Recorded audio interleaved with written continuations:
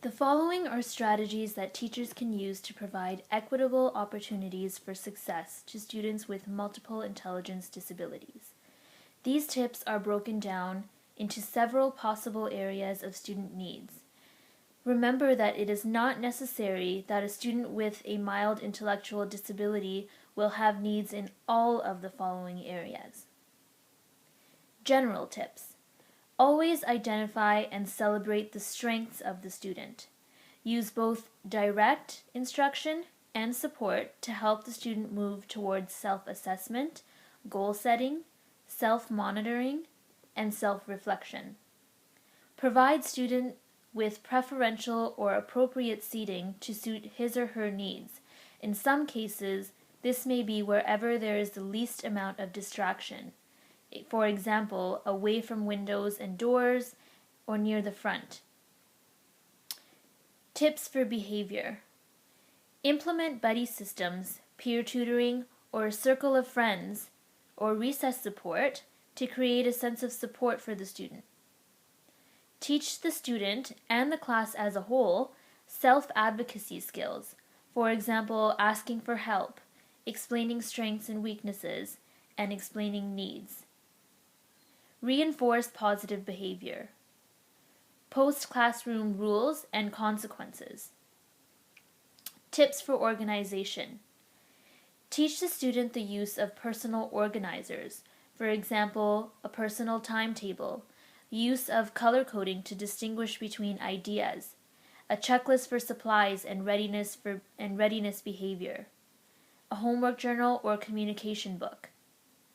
Create a visible calendar that serves as a reminder for important upcoming events or assignments. Reinforce simplified note-taking techniques, for example, using a highlighter to identify keywords or facts. Teach the student to use graphic organizers, mapping, and semantic webbing techniques. Tips for transition. Minimize the number of transitions that occur during the school day. When transition is necessary, provide constant updates and forewarnings of any changes to help the student cope well with transition. Use a visual timer to help the student better manage transitions from one activity to another with the visual cue of the remaining time. Tips for emotional regulation. This is an area of student need involving difficulty with the expression of feelings appropriately. Develop a positive rapport with the student. Have regular communication with the home. Use stress reduction aids, for example, doodling paper, iPod or MP3 players, stress balls. Tips for listening skills. This is an area of student need involving difficulty with receptive processing of oral information.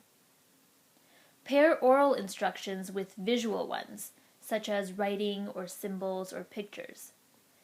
Develop a cue for the student to focus on listening before the important information is given.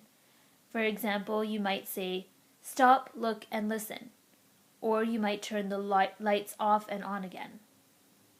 Pre-teach new vocabulary and regularly review previously taught vocabulary.